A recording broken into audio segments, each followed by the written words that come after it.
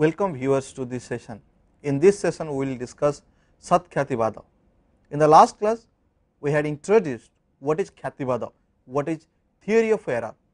While discussing theory of error, we said that a cognizer cognizing an object what it is not is resulted error. An example I will give: if I will cognize cell as a silver or rope as a snake, then there error lies. How error lies? Error lies because of maybe extraneous conditions, maybe because of the memory function. How it would be? Just to recap what we had said, what we had discussed in the last class. In the theory of error, we find that we as a cognizer, our sense organs contact with the object. So here it is a perception. We perceive that object, and there may be many cases, many situations where the cognizer cannot able to perceive the object as it is because there are many external conditions matter. For example, the distance. The object may not be placed in a proper distance. There may not be sufficient light, so on. There may be many reasons for that. Further, in the same time, the cognizer may recollect some kind of object of having some of the features which he or she can identify the object which is presented before him or her. If it is so, then his or her memory object impose on that perceived object. As a result, he claims the object as it appears in his memory, not as he perceives the object. And in this case, error lies, because here the cognizer is not able to cognize the object as it is. Rather, he cognizes the object differently what it is not. So this is theory of error, theory of Khyati. And as you know, different schools have their different opinion on the theory of Khyati or on the theory of error, because different schools have their different understanding on the theory of error. Their understanding, their opinion, their statement about the concept error depends on their theory they prescribe, depends on their argument they adhere to in their discussion. In relation to this context, we said that there are two types of Khyati. One is Asat Khyati, another is Sat Khyati. When we had discussed about Asat Khyati, we said that Madhyamika school, a school of Buddhism, Madhyamika school proposes Asat Khyati. According to Madhyamika school, neither mind nor the external world is real, because they believe that nothing is permanent in this world. Everything is in movement, everything is in a state of constant flux. If nothing is permanent in this world, then how can we claim that the objects that we find in the physical world are real? On the other hand, the mind which is able to cognize the object is also real. Therefore, according to Madhyamika, neither the physical world nor the mind is real, because whenever the cognizer is cognizing the object is changed. The object does not remain as it is. Therefore, whenever a cognizer cognizes the object gets changed. In this context, Madhyamika school said that we cannot claim something error in that, because whenever we cognize an object, the object gets changed. It is not the same object as it was one moment before. So therefore, they said that we must accept the theory of error is known as Asat Khyati, and for them error lies when we cognize the non-existence as an existence. When we prescribe something as an existence by cognizing its non-existence on a particular place. For example, Let us assume I am a cognizer. Now I am cognizing an object, let us say table. Whenever I am cognizing a table, the table not remain as it was one moment before. Therefore, my cognition of non-existence of table stands as an existence. Therefore, according to Madhyamika school, cognizing non-existence as an existence is resulted as error, which is known as Sat Khyati. Here you found that Madhyamika school always focused the non-existence of existence, which the cognizer is cognizing, always focus on the non-existence, which does not take a particular shape. If I say that my pen is not on my table, now I can cognize the non-existence of pen on my table. Here the non-existence stands become existence, and Madhyamika school focus on this issue. They said that how come a cognizer cognize something which does not exist, and further claim that non-existence becomes an existence. As a result, the theory lies as Sat Khyati. And for them, the all error are subjective. It differs from person to person. We already discussed about that how all error is subjective in nature, that how it differs from person to person, time to time, and place to place.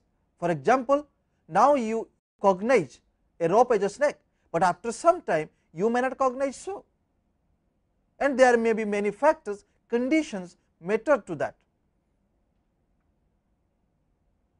Moving further, today we will discuss Sat Khyati. Sat Khyati talks about that error lies in relation to the existence of an object. If you remember Sat Khyati, here we find that error lies in the non-existence of object. But in case of Sat Khyati, we will discuss how error lies in relation to the existence of an object. And there are many scholars, many schools contribute their opinion, their argument on Sat Khyati. As a result, they portray Sat Khyati in different form. Somebody say Akhyati, somebody say Atmakhyati, somebody say Anirvachanya Khyati, so and so forth.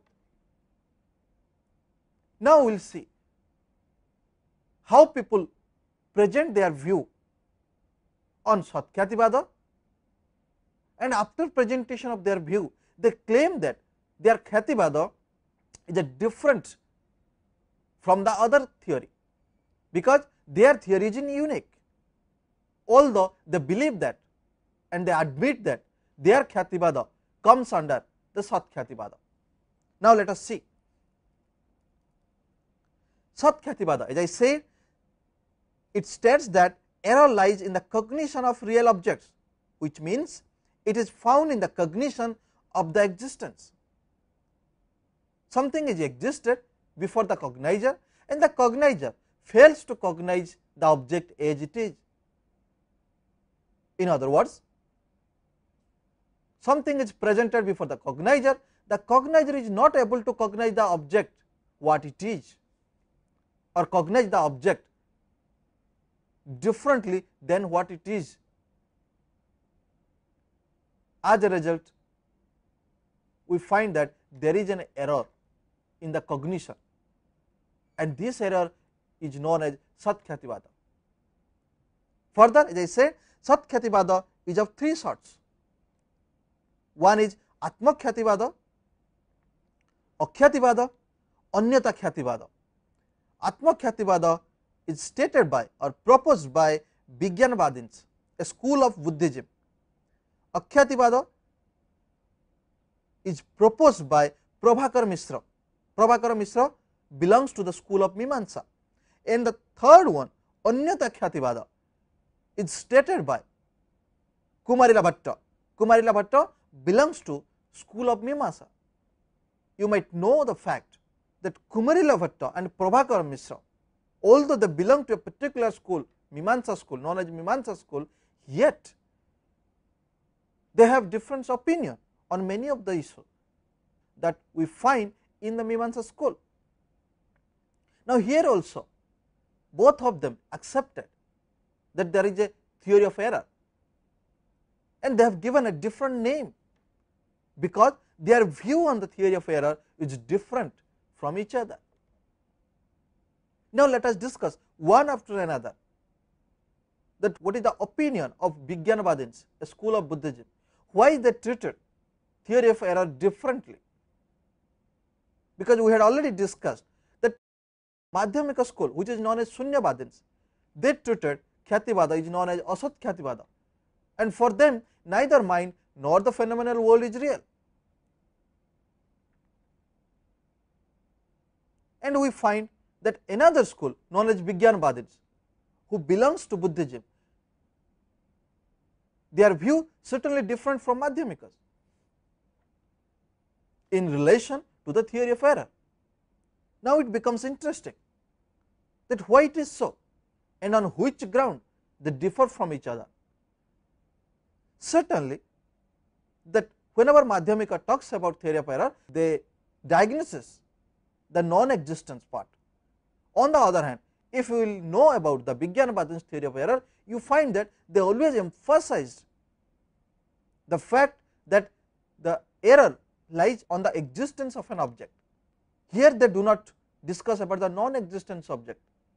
They said that even in case of the existence of an object, we could not able to recognize that object as it is.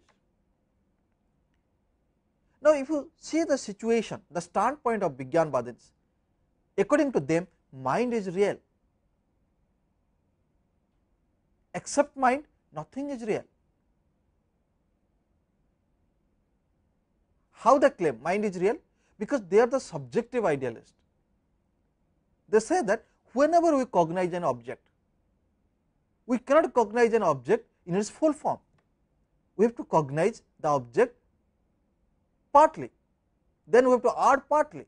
For example, if I will permit to cognize, if I am allowed to cognize a table, then my sense organs will contact to that object, and here my sense organs cannot perceive that object completely. My sense organs can see that object from a different angle. So, first my perception lies on the one side of the table, leg of a table, then surface of a table, then side of a table, then if I will go to other side, I will find the another two legs of a table. So, therefore, in conglomeration of all these components, I can able to claim that I perceive the table, which consists of all these components. Anything that you perceive, you cannot perceive the object as a whole, you have to perceive the object as a part. Again you add the parts, part 1, part 2, part 3, so on and so forth. If you put all these parts together, you can able to claim that yes, now it is the time I can able to claim that I perceive the object table. If it is so, Vijnanavadins saying that everything is changing, because they belong to Buddhism, and according to Buddhism, nothing is permanent in this world. Vijnanavadins said that if everything is changing, then how it is possible for a cognizer to cognize an object?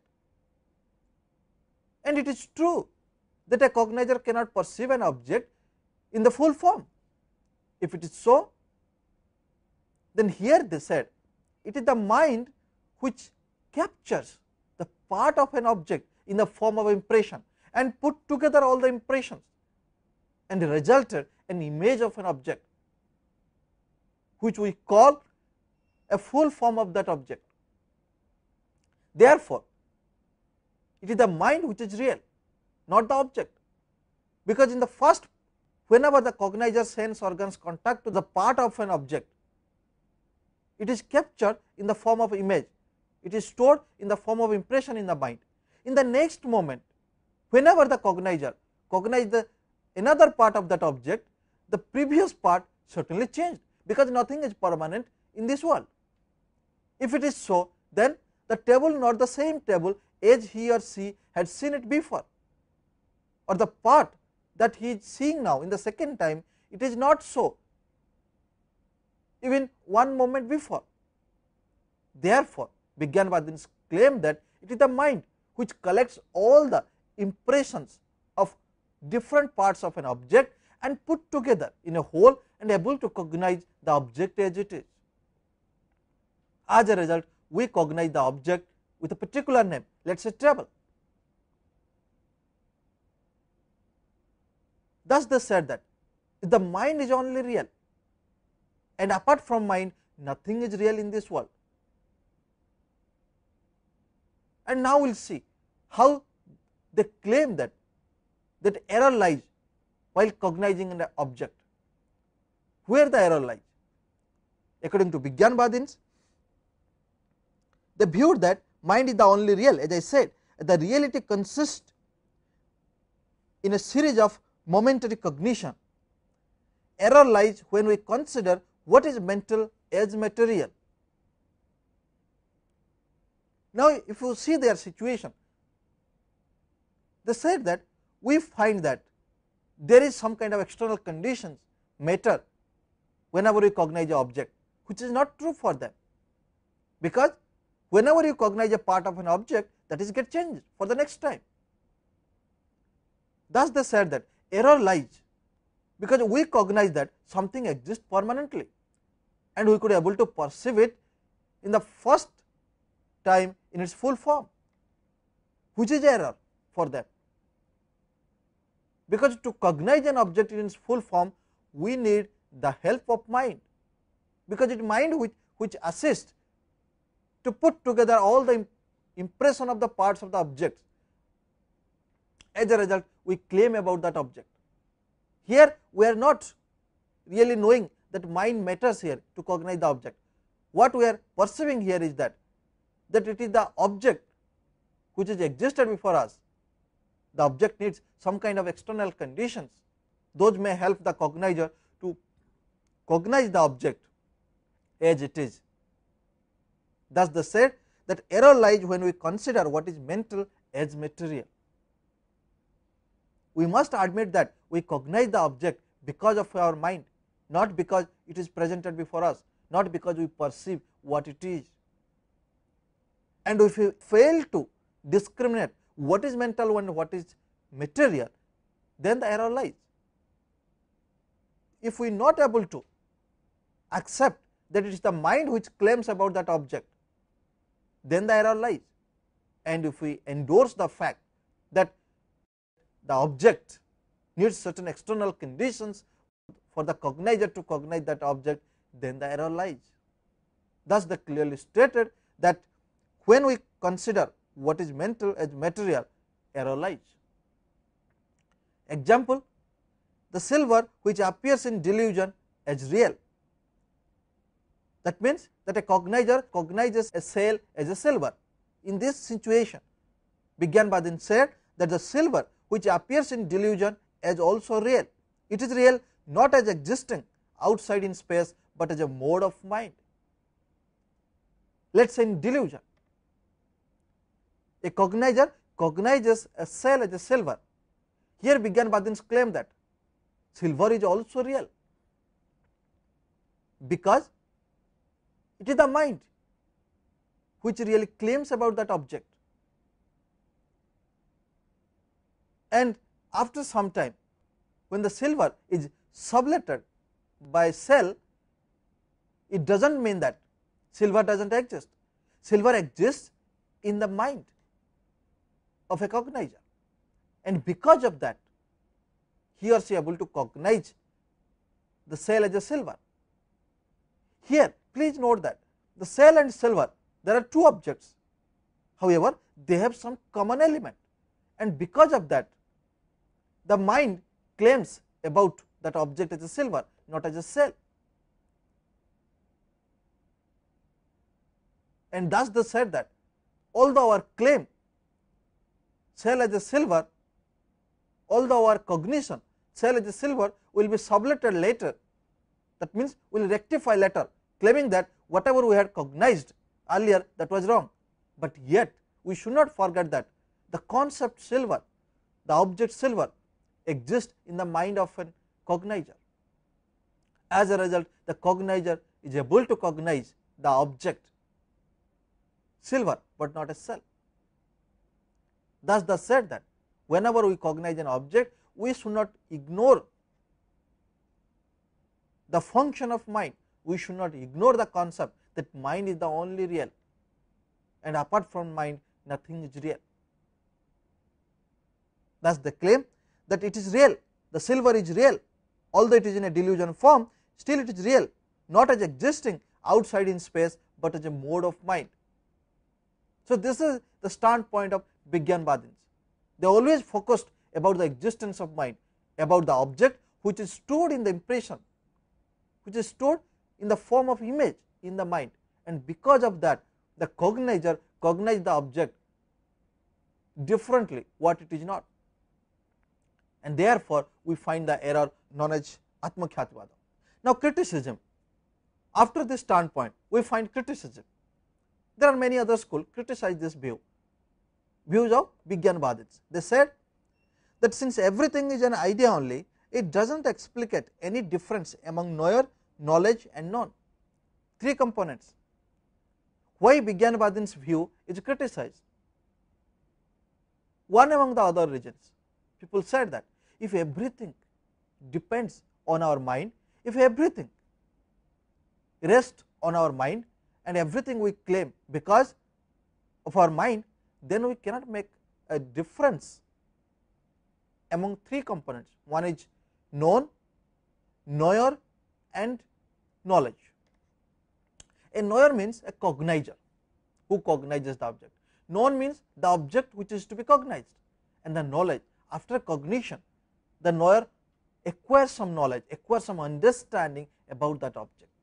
If you claim, if you the Vigyanvadins claim that everything depends on mind and is the mind which is only real and nothing is real apart from mind, then how can we difference between knower, known and knowledge? Because if you see, mind matters in all the cases, and therefore we cannot make the distinction among them. If you say knowledge, then here it is the mind which acquires the knowledge. Knowledge stores in the mind. Then if you say known,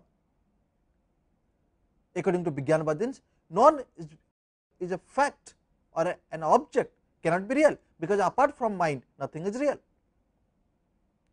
Then further, knower. A knower is nothing but the function of mind in case of cognizing an object. If it is so, then can we claim that Vigyanvadins' view is a true fact? Their prescription of the theory of error is a correct one? We cannot claim.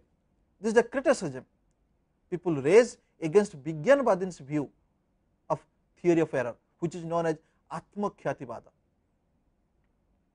Now, moving further to Akhyati.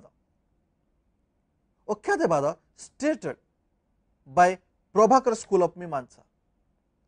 It is familiarized as Vivekakhyati. It is another name of Akhyati. According to them, there is no invalid cognition. Now, it is very interesting for Prabhakara school of Mimamsa. You already know what is Prabhakara's standpoint and how Prabhakara differs from Kumarila Bhatta's view on many of the issues. Now, we will see what is Prabhakara school of Mimamsa standpoint in relation to the theory of error. For them, that we cannot say that a cognition is completely unreal. Now, it may be interesting for you to know why it is so and on which ground Prabhakara stated that. For them means those who belongs to the Prabhakara school of Mimamsa, those thinkers said that a cognition may be less than true, but it can never be untrue. A cognition, any kind of cognition may be less than true, but cannot be untrue completely. Let us simplify what they mean. They said that whenever we cognize the object, maybe we cannot able to cognize the object completely, we cannot claim about that object completely, but we cannot rule out the fact that our claim about that object is completely false. We cannot rule out the possibility, saying that whatever we claim is completely false.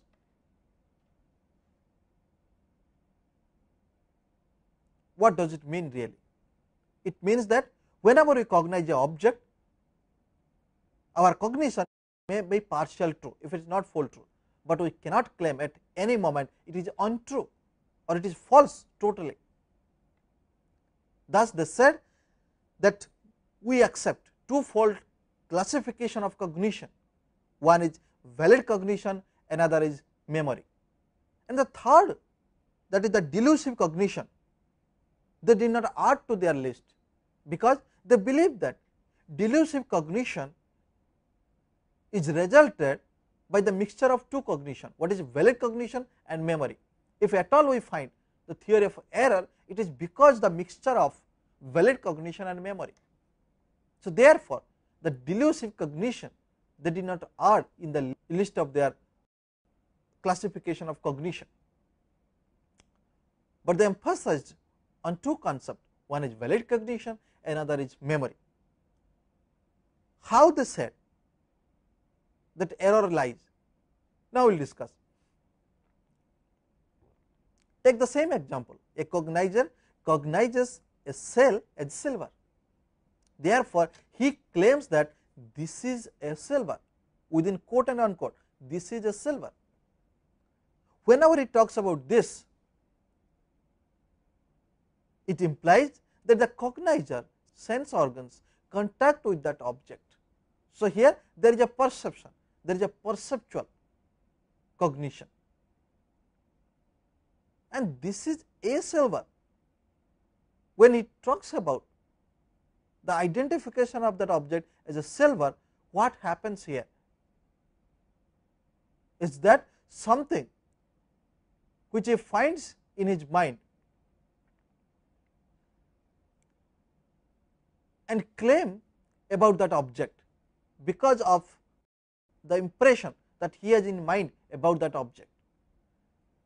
Because whenever he perceives that object cell, it may be shining, it may have some other features, and he may have similar kind of impression in his past whenever he had cognized the object silver, and therefore, whenever he sees that some object as shining, immediately some impression gathers in his mind, and that object, the impression is nothing but a silver, and therefore, he cannot able to discriminate between mind or the memory knowledge from the perceptual knowledge, and as a result error lies.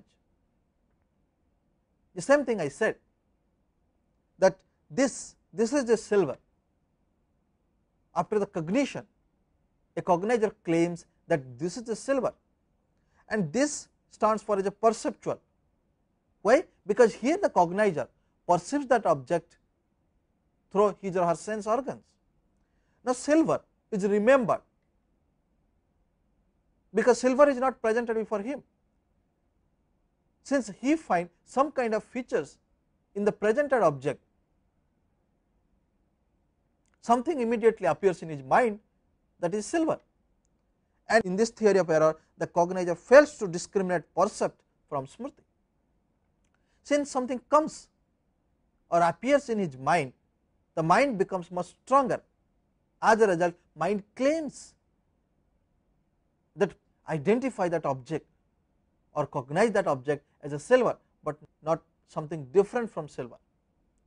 So, here the error lies when the cognizer cannot able to cognize the object properly, because we find there is a clash, there is a conflict between two cognition, one is perceptual cognition, another is memory cognition, and here the cognizer is in a dilemma to resolve that issue, and as a result it is the mind which compels the cognizer to cognize the object what it is not.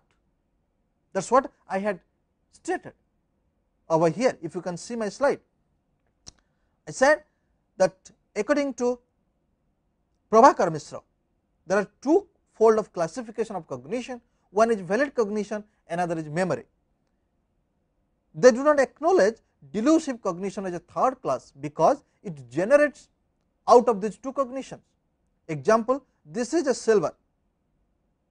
It claims by the cognizer after cognizing an object what it is not. When the cognizer cognizes the object and claiming that this is a silver, here this is resulted because of the perceptual cognition, and silver is claimed because of the remembered fact. And in this theory of error, the cognizer fails to discriminate percept from smriti. As a result, the cognizer cognizes smriti, and smriti determines the object.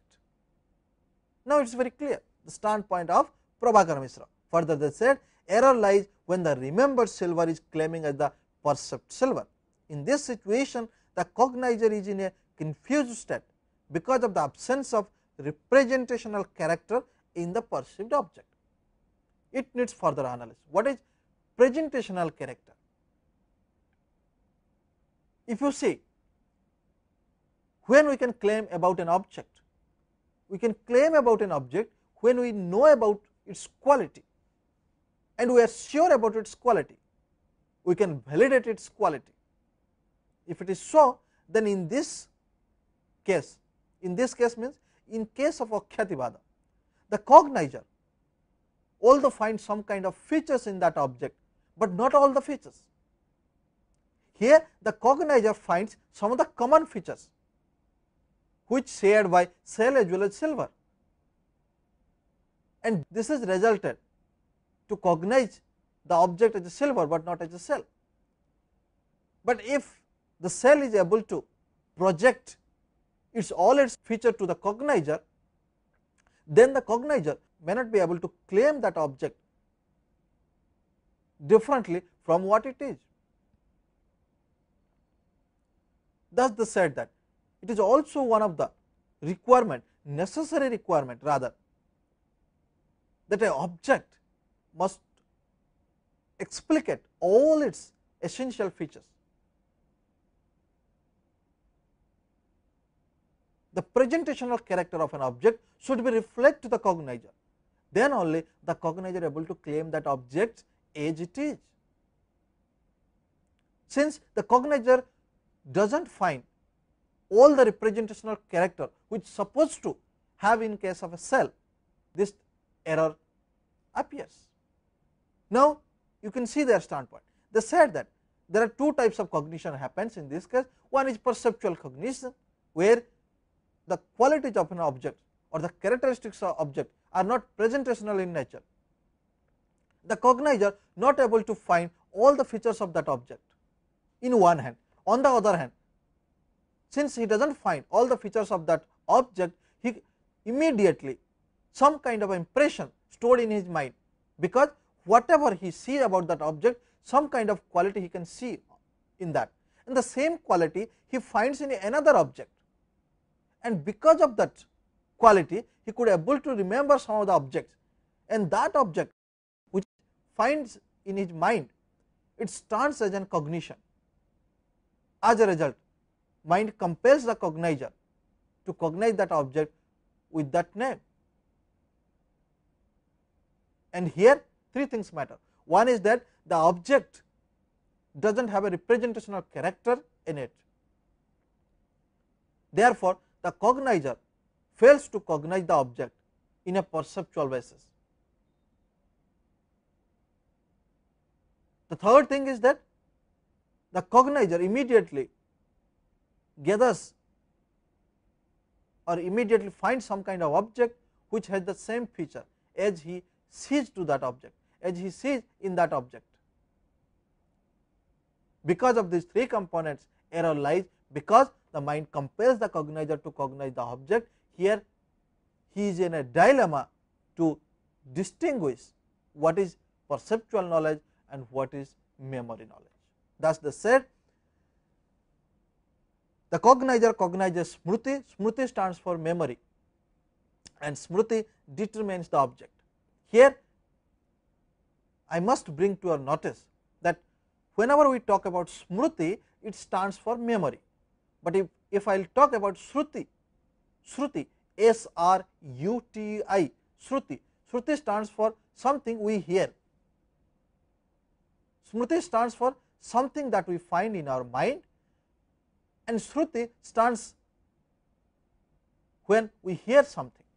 Therefore, you should not be in a confused state saying that Smruti may be Shruti and Shruti may be Smruti. No, these two concepts, these two words has different meaning. The two words have different meaning. Shruti means something we hear, Smruti means something we remember. Now, we will see the criticism, another schools, how they made criticism to the Prabhakara school of Mimamsa. They said there can be no activity unless there is a positive determinate cognition on it. Further, it fails to account the presentative character of illusion. The first we will discuss that whenever we cognize an object, if it is not a determinate cognition, we cannot talk about that object, we cannot claim about that object in any form. If you see the Prabhakara school of Mimamsa, they said that the object does not have a presentational character in it. Therefore, the cognizer cannot perceive the object completely. They cannot perceive the object with all its features. In other words, the cognizer cannot be able to identify all the features of that object which we find in that object in a later period. Thus, the comments people made that without cognizing any object, how can you claim about that object? Here I must now recap what we had said in the Nyayaka's philosophy. We said that there are two types of perception. One is Sabhikalpaka perception, another is Nirvikalpaka perception. Sabhikalpaka perception is known as determinate perception, and Nirvikalpaka perception is known as indeterminate perception. Indeterminate perception are those perceptions where the cognizer not able to cognize, not able to even identify that object what it is. But in case of Sabhikalpaka perception, the cognizer cognize the object as it is or what it is. In this context, there are many scholars from different schools. They claim that Prabhakara school of Mimamsa view on theory of error cannot be accepted, because they claim that the cognizer not able to cognize the object because the object which is presented before the cognizer does not reflect all its presentational character, and yet the cognizer is able to cognize the object. And how it is so? If you do not have a determinate cognition on a particular object, we cannot able to cognize that object, we cannot even talk about that object. And how Prabhakara Mimamsa claim that something which cannot cognized by the cognizer completely, and on the other hand he can able to claim about that object. The second argument which defeats the whole purposes, which cuts the root, that Akhyati cannot comes under Sat Khyati, because Sat Khyati states that error lies in relation to the object which is presented before us. That means error lies on the existence of an object. But here if you see the Akhyati on the analysis of Prabhakara Mimamsa, it does not account for the existence of an object. Rather indirectly it implies the non-existence of an object, because here they say that it is the memory which compels the cognizer to cognize the object. Thus, it talks about something non-existent, it does not talks about something which is existing over there. Since it does not account for the presentational character, does not refers to the existence of an object, this theory cannot be accepted, or this theory does not stand in a valid form. Those are the criticism made to Prabhakara school of Mimamsa. We will see the third one, Anyata Khyati. What is Anyata Khyati? This theory of error is advocated by Bhatta school of Mimamsa, another school, another thinkers or scholars who comes under Mimamsa school, Bhatta school of Mimamsa. According to Bhatta school of Mimamsa, we find 6 pramana, and because of that 6 pramana, we can have a prama, we can have valid cognition, we can have a knowledge about object. But however, in case of Prabhakara Mishra, we find only 5 pramana, not 6 pramana, because Prabhakara Mimamsa did not accept Anupalabdhi as an independent pramana. Now also, in case of theory of error, their view also different from each other. We had already discussed how Prabhakara Mishra or the thinkers belongs to the Prabhakara Mishra school analyze the concept theory of error.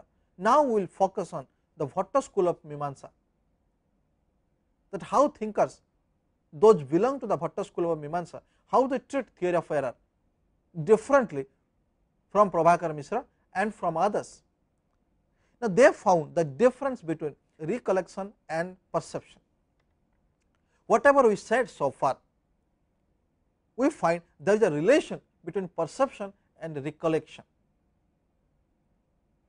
The cognizer not able to perceive the object which is presented before him or her, and further it is the mind which recollect some of the objects, and that object imposed on the perceived object. As a result, error lies. This concept broadly we had discussed so far. Now here, if you see the Anyata Khyati, Bhatta school of Mimamsa, they said that there are differences between recollection and perception. And further they said that when the cognizer is perceiving a snake instead of rope, the idea of snake exists in his mind.